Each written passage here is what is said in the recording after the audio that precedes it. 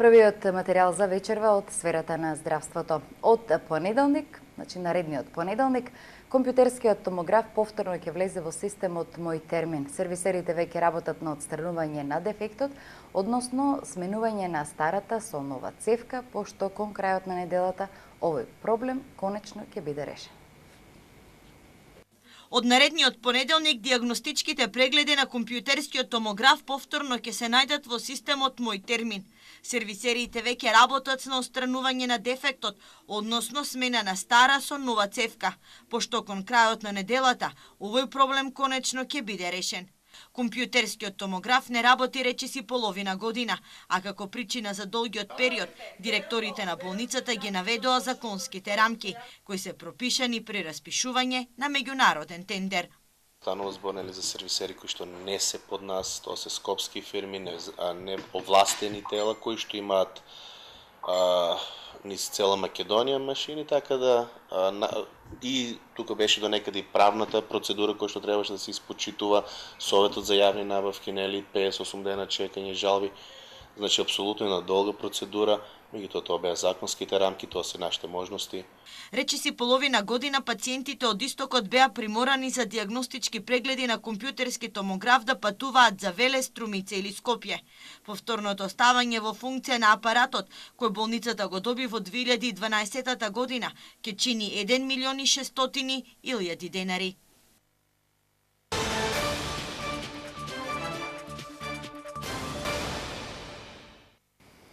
Стартот на грејната сезона не влијае на квалитетот на воздухот во Пробиштип.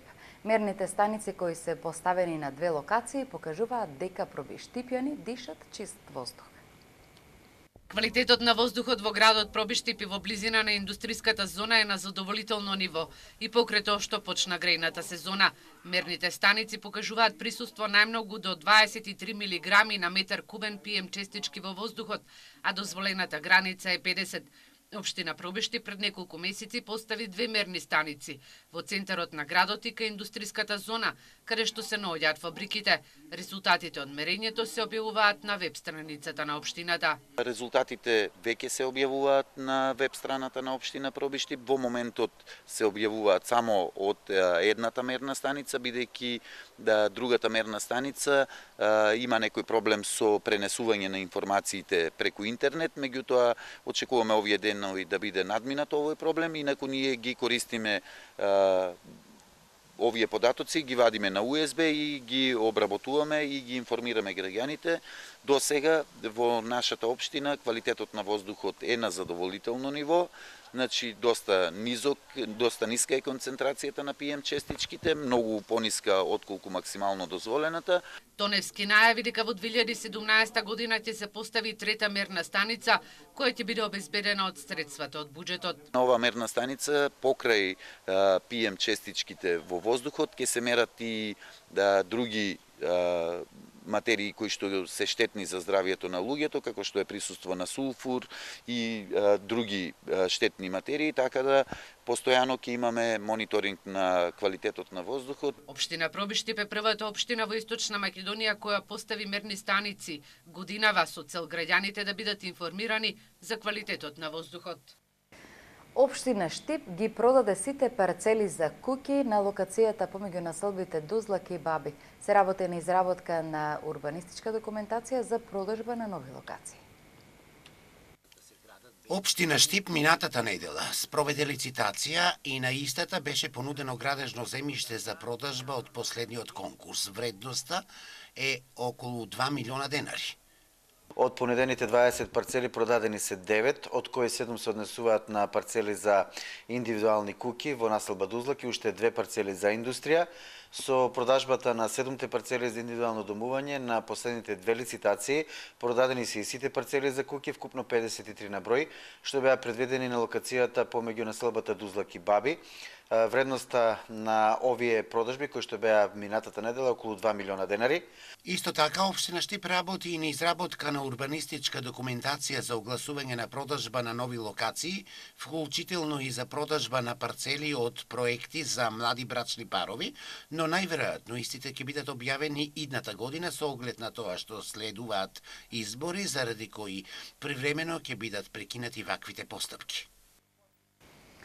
Градот Штип е планиран во наредниот период да добие уште една социјална зграда во која покрив надглава ќе имаат социјално ранливите семејства, децата без родители и самохраните родители. Директорот на Акционерското друштво за изградба и стопанисување со станбен и деловен простор најави дека ќе градат и комерцијална станбена зграда во центарот на градот. По изградбата на социјалните станови во другите градови во земјава се планира и во Штип да се изгради уште една ваква зграда. Директорот на Акционерското друштво за изградба и стопанисување со станбен и деловен простор Цветко Грозданов вели дека на последниот оглас за зградата во населбата Сењак се пријавиле 160 граѓани. Дел од овие граѓани се вселија во становите, а околу 60 останаа на листата за чекање. И новата зграда која ќе се гради ќе биде за лицата кои користат социјална парична помош за деца без родители и за самохрани родители. Би сакал да напомнам дека во оваа програма во размислување сме во периодот кој што следи, кога ќе направиме целосно реализирање на проектите кои што ги имаме, да се вратиме повторно во Штип, како би зацртале можност за изградба на уште една ваква зграда, која што ќе овозможи на овие граѓани во Штип да се обезбедат со станови, поточно да имаат станбено сместување. Грозданов истакна дека се разгледува можноста за изградба и на комерцијална зграда во центарот на Штип. Становите ќе може да ги купат оние лица кои имаат финансиска моќност. Во изминатиот период извршено едно сондирање, поточно анкета во која сепак Штип како жив град има потреби за се уште градење на комерцијални станови кои што ќе бидат наменети за овие лица, поточно за лицата кои што се финансиски моќни, кои што ќе можат да ги купат овие станови. Ќе ги разгледаме локациите кои што ги имаме тука, па ќе донесеме понатака одлука за можна градба на комерцијални станови тука во Штип. Грозданов денеска имал и средба со граѓаните со цел да увиди дали регионалната поддружница е вистински нивен сервис. Вакви информативни средби директорот на Акционерското друштво ќе има и во другите градови во земјава.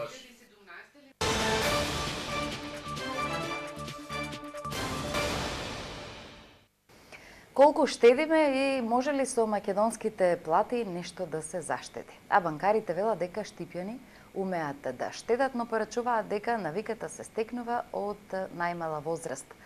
Денес се одбележува Светскиот ден на штедачите. Драги другарчиња, почитувани штедачи, денеска е Светскиот ден на штедењето. Ајде сите да штедиме, да имаме каси вредни и вреди да се штеди, е пораката на младите од Штипската градинка Вера Церевири Трена, кои годинава традиционално ги посетија вработените во банкарскиот сектор по повод Светскиот ден на штедењето. Со цел децата да научат уште од мали да бидат штедачи, да видат каде се штеди и како се штеди. Навиката за штедење се стекнува од најмали нозе, порачаа банкарите задоволни од штедните влогови на штипјани. Штедењето е навика од најмали нозе, тоа е една порака до сите што сакам да ја пратам и ние сме задоволни од тоа колку штипјани штедат. 31 октомври е Светски ден на штедењето, речиси еден век како се одбележува по одржувањето на првиот меѓународен конгрес на штедачите во 1924 година во Милано. И од тогаш наваму банкарите ширум светот на овој ден ги наградуваат своите штедачи, потсетувајќи ги дека штедењето е сигурна инвестиција. Според податоците од Народна банка, македонските граѓани за 10 години заштедиле над 2 милиарди евра. Заклучно со септември годинава во банката чувале заштеди од околу 3,5 милиарди евра, што е 3 пати повеќе во однос на 2006 година, кога во банките имале заштеда од околу 1,1 милиарда евра.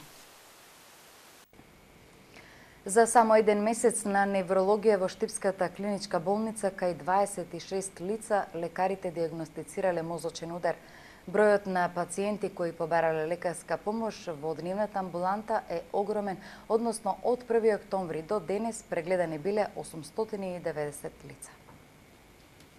Околу 65% од популацијата не умее да ги препознае првите симптоми на мозочен удар. Оваа бројка е огромна и затоа е потребна стратегија со која ќе се едуцира населението, коментираат невролозите. Праксата укажува дека понатамошната судбина на пациентот зависи од времето поминато по мозочниот удар. Извесен период во Штипската клиничка болница се аплицира и тромболична терапија, која го запира оштетувањето на клетките, но таа мора да се употреби најмногу 3 часа по настанувањето на ударот. Ако го посматраме лицето кај пациент кој има мозочен удар, најчесто кај нив може да се примети асиметрија на лицевата мускулатура, значи едниот дел од лицето како да е подискривен со спуштен устен агол. Друга работа е да се посматра лицето како зборува, па може да се запримети дека тие едноставни прости реченици не можат добро да ги изговарат.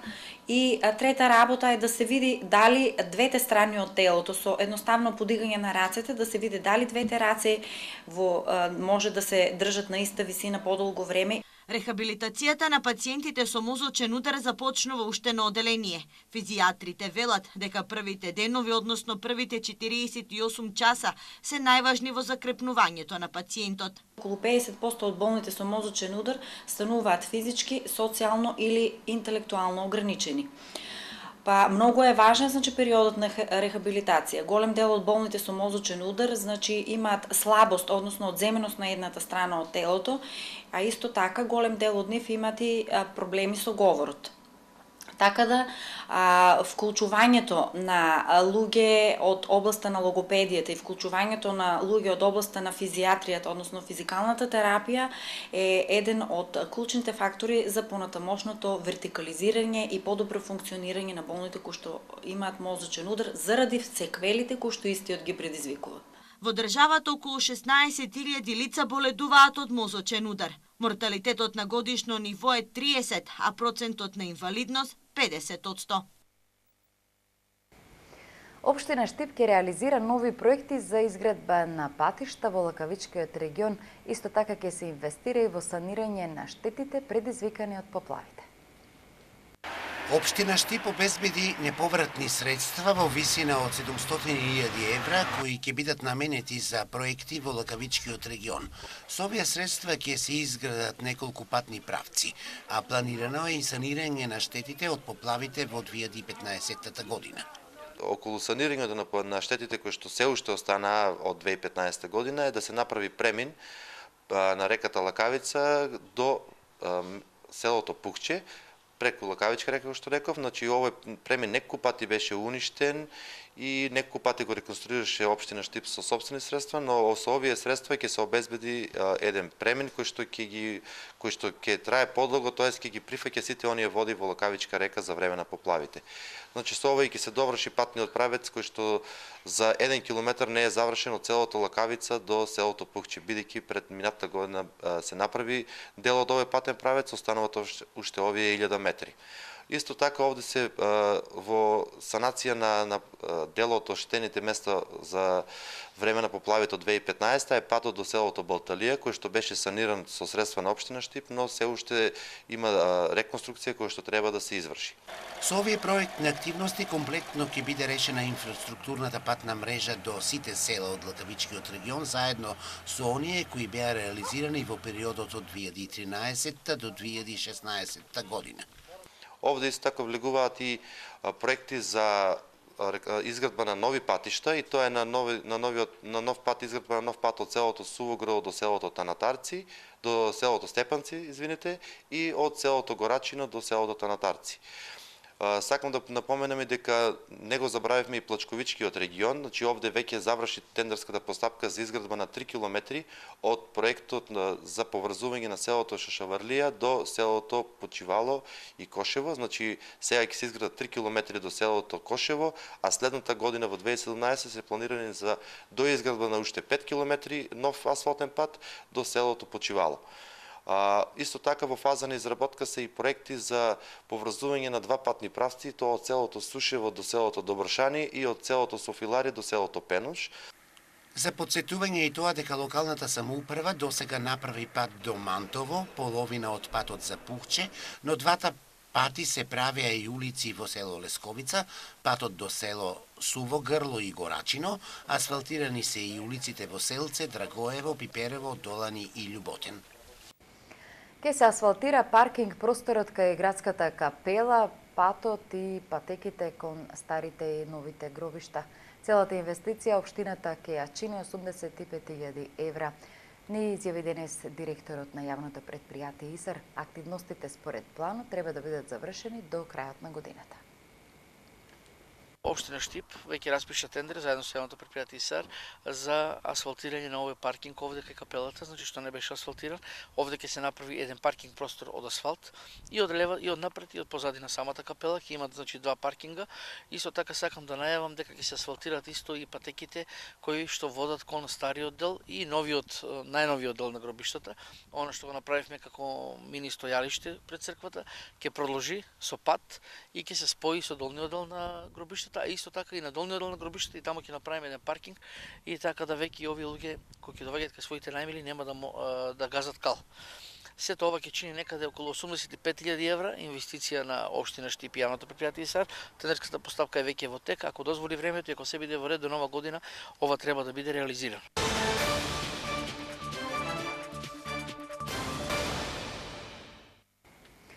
До петок е рокот за аплицирање за добивање субвенции за предадено млеко. Финансиската подршка е за количини предадено млеко од мај до септември годинава. Неделава истекува рокот за аплицирање за субвенциите за млеко. Производителите кои предале количини во регистрирани капацитети од мај до септември може да ги поднесат барањата до петок. Субвенцијата за литар предадено кравјо, овчо или козјо млеко е 3,5 денари по литар. Веќе заврши исплатата и по однос на онаа последна мерка која што не беше исплатна за исплата за произведено и продадено овчо, кравјо и козјо млеко, значи до месец мај се веќе исплатени, така да сега е во тек пријавувањето за по мерката за произведено и продадено млеко од 1 мај до 30 септември. Во Штипската подрачна единица на Министерството за земјоделство досега барања за субвенции поднеле 220 производители, во Прибиштипската аплицирале 80 млекопроизводители.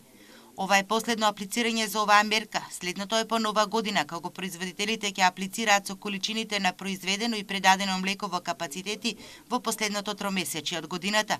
Со намалувањето на производството на млеко во овој период поради јагнење на овците се намалува бројот на апликанти во просек до 30%, велат во подрачните единици.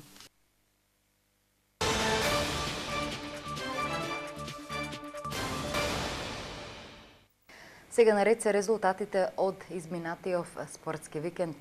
Нов пораз на екипата на Штипска брегалница, овој пат од Силекс во Кратево, пошто се закова на последното место на прволигашката табела.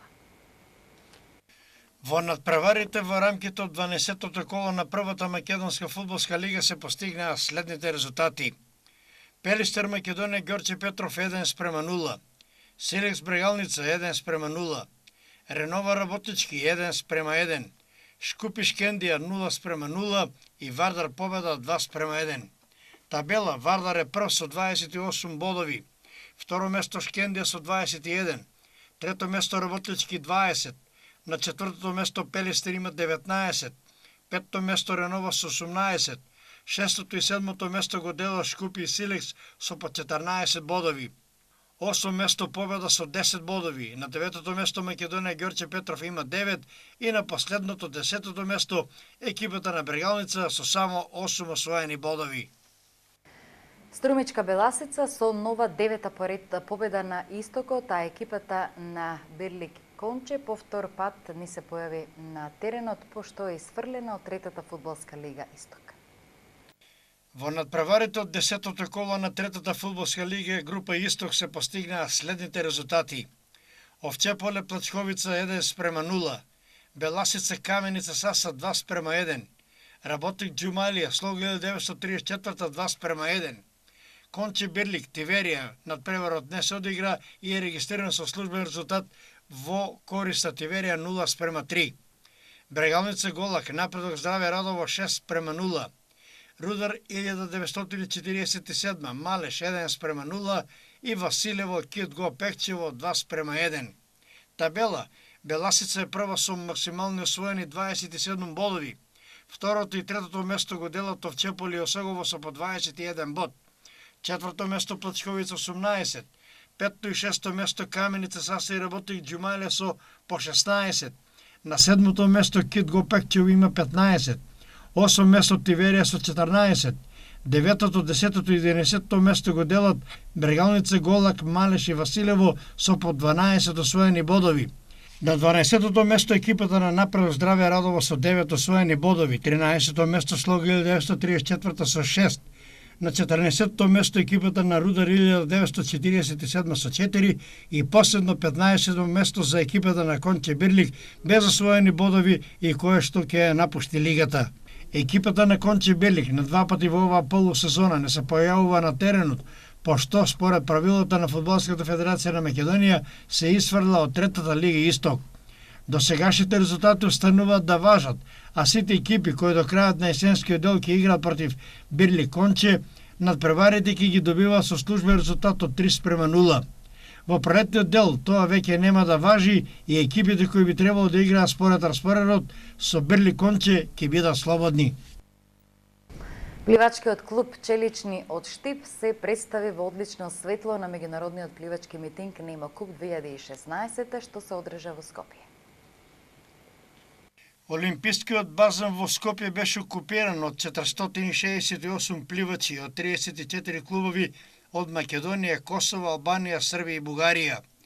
Меѓу нив беа и членови на пливачиот клуб Челични од Штип, кои под рководство на тренерите Методи Петров и Мирко Екимовски постигнаа извонредни резултати. Најдобри во своите дисциплини, а и нови рекорди постигнаа Смилјан Нашков, Ристе Нашков, Антони Андоновски кај девојчињата, Кире Главев, Матеј Трајчев, Христијан Јанков, како и Иван Киров. За прв пат на овој митинг настапи и новите членови на клубот Челични, девојчињата Марија Цоневска и Вероника Зашовска. Почитувани гледачи, ги следевте вестите. Благодариме за вниманието и имајте пријатна вечер.